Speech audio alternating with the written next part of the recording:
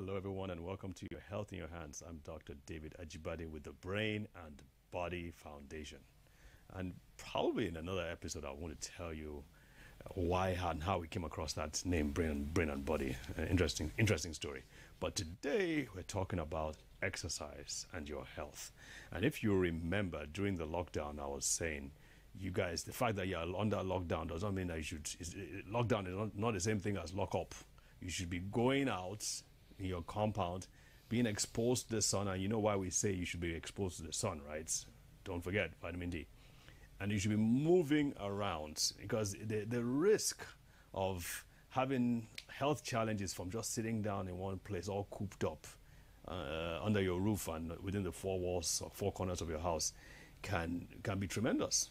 And we've seen some mental health challenges come out of that. So exercise is really, really important. In my opinion, I don't think we give it enough attention.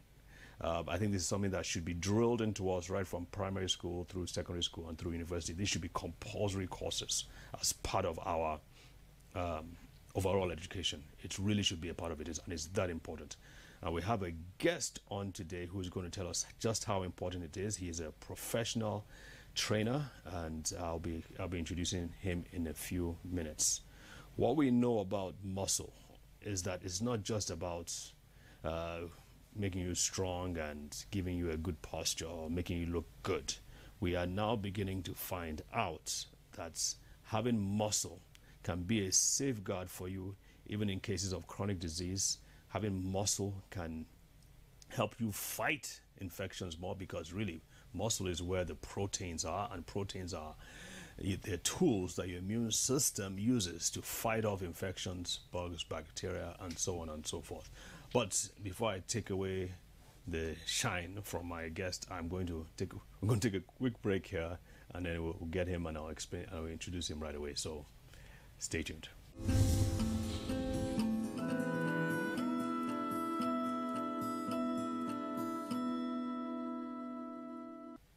All right, welcome back. With me in the studio today is the recreation manager of Transcorp Hilton Hotel, Mr. Israel Oludare. Yeah, welcome to the show, sir. Thank you. It's my pleasure to be here. Obviously, we can't shake hands, but social distance. I hope the social distance is enough. I think it's enough. And it just don't speak too loudly, because you know what they say about droplets, right? But you know what? For a while, I always thought you were Igbo. It's not strange to me. I hear that a lot. A lot of think I'm Igbo, but I'm not. I'm full-fledged Yoruba. From where? I'm from Ekiti State. No yeah, way. I'm telling you. Father, mother, Ekiti State. You're kidding. My dad is from Ekiti, but my mom is from Ogun State, so really? I'm mixed. Okay, you're my brother. Yeah, my brothers. That's interesting. Can you imagine? I never knew this. This is crazy. Yeah. Okay, so welcome. Let's start with this. What does recreation manager actually mean?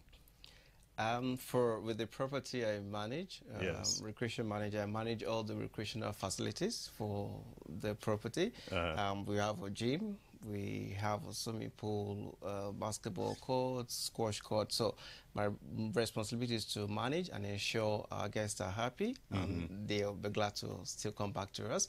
And I also have a team that I also manage to ensure that we give the best service to the people that come around. One of the reasons why I'm so glad you could make it today is so that you can bring in that expertise, bring in that experience and wisdom, and the things you've learned from working with people of different age groups and different backgrounds to the studio, so that people who are watching us can benefit from all this experience and all this wisdom, especially when it comes to exercise. Because like I said earlier, I think we as Nigerians don't do enough. We don't have a good conception. What do you feel about the whole idea of exercise and how we see exercise in this country?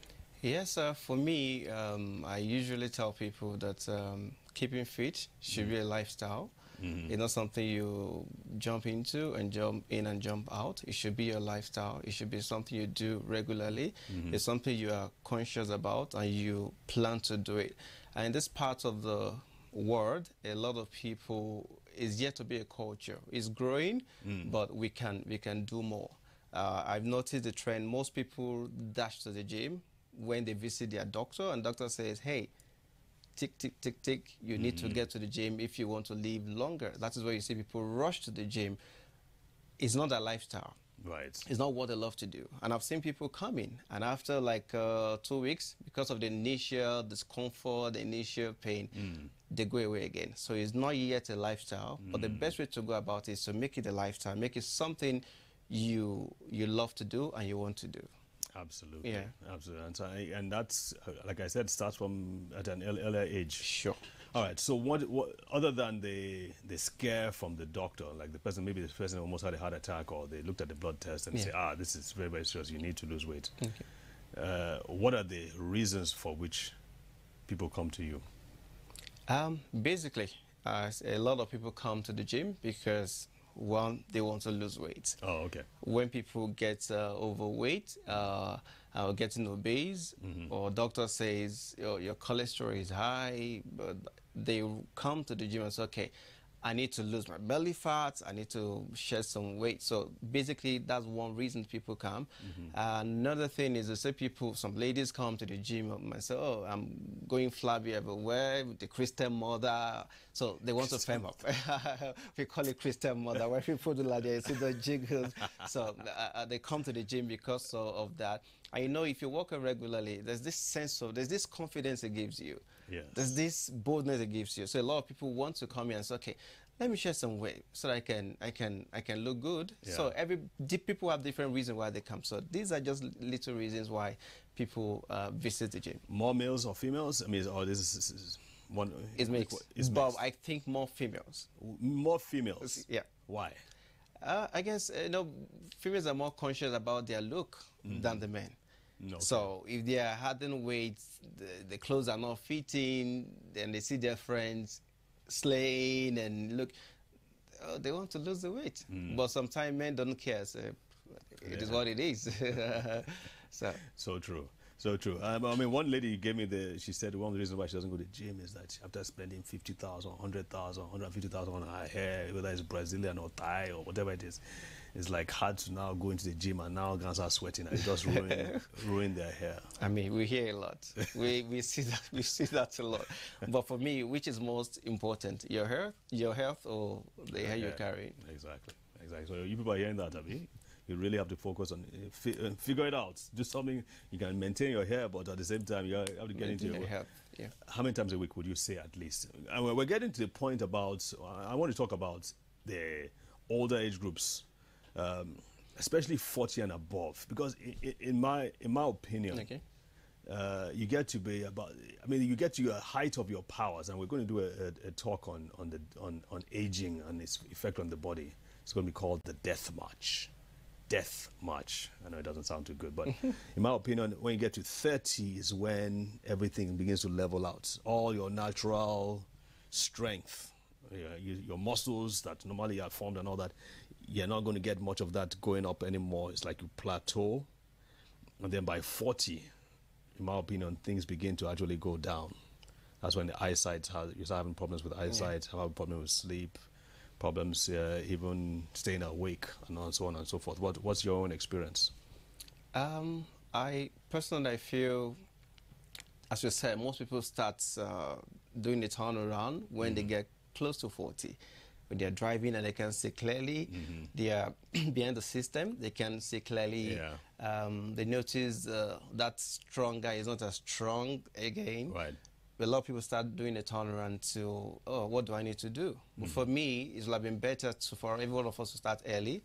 So even when you get to 40, get to 50, you're still, I've seen a lot of people, even 60, are still strong, are still pushing.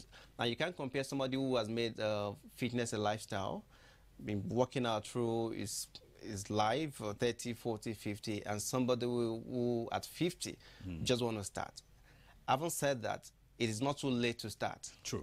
It's not too late to start, but it is best to start early. You need to catch yourself young, and start exercising very early in life so that when you're 50, when you're 60, when you're 70, you're still strong and agile, no health issues. Absolutely. Yeah. Absolutely. So what are some of the exercises? I know exercise, there's anaerobic exercise, there's aerobic exercise, and then there's what is known as strength training? Mostly anaerobic, just categorized around the So strength training yes, is part of anaerobic. Yeah. Quickly explain what all that means, and which one is more? Is there one that is more important than the other? What's your opinion? Aerobics are just those exercises you do that engage your cardiovascular part of you, like you're jogging, you're swimming, you're dancing. These are aerobics exercises. And anaerobic are those sort of, you said, like strength training, working out in the Lifting. It doesn't have to be weight. lifting weights. It does, but basically like lifting weight or using your body weight. So like press ups, and all that. And sometimes you get some aerobics as you are doing those press up, as you are doing your squats and so on. And for me, there's none that is like better. It's okay, this is better than this. We need to do both for us to really get the best out of it. Because if you do cardio exercise alone, you're just jogging alone, and you're not building muscles, you're not lifting to get strong. Over time, you start losing your muscles, and you may not like the way you may be strong with your lungs, but you are not strong. I mean, physically. Yeah. Makes sense. All right, we're going to get into that some more. Okay. But at this point, we have to take a break. So stay tuned, and we will be right back.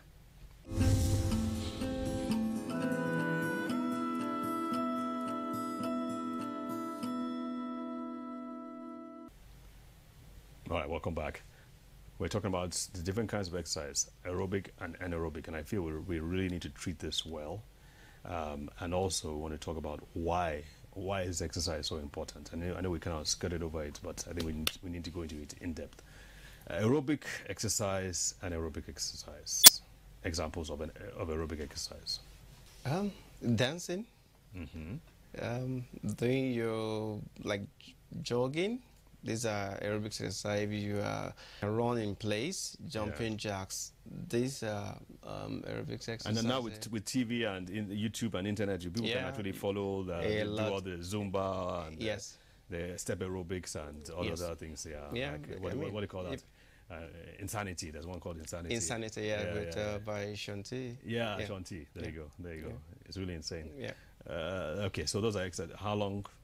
Ideally, does that depend on age or circumstance? Also depends on your fitness level. Okay. I try to say fitness level. Yeah, age too is very important, but there's some people who are older, and because they've been working out, so you can't really use age as a caveat for them. There's some people who are young and they just come into fitness. So for me, you need to know your fitness level. You need to know how healthy you are before you can't just come to the gym and start pushing yourself that much. So basically, like 30 minutes, 45 minutes aerobic exercise will be fine, like 3 times a week, minimum. And you have more time, yes, you can exercise every day. But because, we're busy, at least minimum 3 times a week, about 30 to 45 minutes, that will be good. I noticed you haven't mentioned walking. Everybody, we all walk, but I'm not saying you sit on your chair and you needed to just pick a file and you say you've exercised. It must be deliberate. It must be specific. You know, okay, for 45 minutes, you change into your exercise gear and you hit the road and you walk. Yes, that is fine. But if it's not deliberate and you say, well, I walk every day. Okay, when do you walk? It is not deliberate, so you can't call it like exercise. It must be deliberate. You must create time for it. And so, okay, for the next 45 minutes, I need to exercise. So if you're walking, yes. And for those who are just starting, walking is a very good exercise for them. And those who are people who are not, if age is not on their side, also, you can't jog because of strain on the knees and all that. Yeah, walking is fantastic. But once you get working with these people and maybe they have knee issues and all that, do you find that after working with them for a while that those knee issues can improve? Yes, I've seen. I mean, you keep getting feedback from clients who started. I mean, with knee injuries. Sometimes it's because we live a sedentary lifestyle. That's why we are feeling those knee and back and all this. So over time, when they start becoming active, they start walking, they start exercising. Some may just, okay, if you know how to swim, go and swim, and they'll be wondering, what happened? I can't feel the knee pain again. So it happens sometimes. So the body actually gets to heal itself once. To heal itself when, because there is a flow of blood generally in the body. So it's some of those injuries or pains, they just ease out by the body itself. Yeah, we talked about blood flow, cardiovascular health at one of our other sessions, and I think this is a perfect example that once the parts of your body, whether it's the brain or the heart or the kidneys, once they're getting better blood flow, they seem to improve and they seem to recover and heal themselves, because the nutrients, the oxygen, are now reaching the parts that need it. Yeah. When before they probably were not getting enough of that. You're right. Okay, great. Anaerobic exercise. Basically, for me, what we do, like in the gym, working out with weights, you have a dumbbell, you have like a multi-gym. These are some anaerobic exercises. And sometimes in the floor, in your home, you're not jumping, you can make your squats, you can make your lunges. So these are little... and it's called anaerobic exercise because... I mean, how do I put it? You're not like engaging you're not getting so much cardio from the exercise you're doing. Okay. Yeah. Okay. Because so it's not, when you're jogging, it's like blood is flowing more and oxygen is being supplied and the body is using oxygen as it goes along. But anaerobic, it's like the body doesn't use oxygen not as much as you do when you're doing your aerobics exercises. Yeah. And it's not consistent. It's like, and you get some time to also rest and recover. Yeah. So I know we've touched on this already, but what are some of why should people exercise? What are the benefits of exercise? The benefits is so much. I will just mention it helps your mental and physical health. If you exercise regularly, it can boost your energy. It can also, as you mentioned earlier, boost your immune system. It helps you it reduces the risk of having some diseases like let's say high blood pressure, arthritis, diabetes, and some cardiovascular diseases. It helps you to reduce the risk of getting that as we age.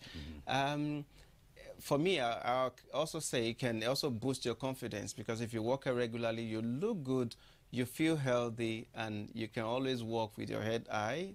It boosts your confidence. The benefits are so much. Speaking of mental health, I know they've done some studies in which they looked at depression. Yes, depression. And they found out that exercise and working out worked just as well, even better than drugs. Definitely. I've seen a lot of people, we keep people's, as a doctor also, you keep people's secret and, confidential. People come to the gym, they tell you because they're going, they're sliding into depression, and that's why they're into gym. So we just, help them to get through that. So they need to engage their mind to take, to use the side to take off the pressure they are feeling, what they think about that gets them, put them under pressure. Yeah. And that's also because as you're engaging the body, I talk about the laws of life a lot, laws of health. There are about 7 of them. But I think the most important law probably would be movement, the law of movement. Once you start moving more than you were moving before, it's like things begin to fall into place. Somewhere or the other. In fact, speaking about you were mentioning visual problems. I remember in the States, in the US, there was this 70, 80-year-old looking man, and he walked to his locker and he was trying to get the combination lock, and so he can open his locker and get his clothes out. And then he basically broke out in cuss words, swearing out. It's like before I came here, I couldn't even see the numbers, but now, after exercising, I can now see them clearly.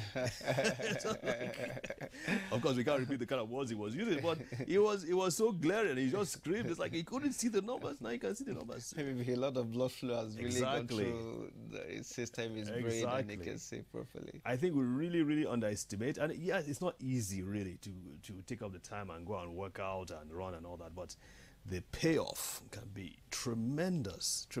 And I think even me, that sometimes when I'm like, I don't want to go and play squash, it's a long drive and all that, but once I decide to do it, I really am happy, almost always happy I did it. I tell people, I said the process is difficult, but the benefit after is, you'll be happy that you did it. Yes. So. And many of these conditions that we think about, like sleep apnea, people are not able to sleep well, or they are snoring, or they are they get tired in the morning, they are losing focus. A lot of these things could really be alleviated if one exercises. Definitely. All right. So one question that I feel needs to be answered before we close is, if you had the most basic equipment, what basic equipment would you recommend for people to have in their homes? For me, I know it's not everyone that can set up a multi-gym in their homes, but basically, I would advise, if you have dumbbells, if you can afford barbells, and have like a bench exercise, adjustable exercise bench, that's enough for you to do most of the exercises you need to go to the gym to do. You can do your bicep, you can do your shoulder press, you can work your back, you can work your chest, you can squat with it.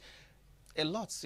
We can't do sit-ups and lower back. If you get the right amount of dumbbells, you can still use it for your sit. So you have a mat, you can still use the dumbbells to engage yourself. So for those who know what to do, the dumbbell is something you must have, and you use it to just bring the gym down to your home using the dumbbells. All right. So in the next time you're on, we're going to talk about how to use those. Oh, that will find those dumbbells to exercise. Yeah. And then maybe we'll talk about exercise for specific situations, like when a person has had an injury, or a person who is who the doctor says that they are this close to a heart attack, for instance. What exercise, high cholesterol, the diabetes, what exercise people should use, and then of course age and different circumstances. Can we do that? Yes, I'll be glad to do that. All right, awesome. You heard it, folks. You heard it, folks. Mr. Israel will be back, and we're going to really go into some detail. Thank you for joining us. Remember, we are doing this for your benefit. We're trying to fill in the gaps of your health knowledge, and remember that we are backed by the federal government to teach on all these aspects. And so the government is really concerned about your health. So stay tuned and join us next week so we can continue this interesting topic. God bless. See you soon. Stay safe.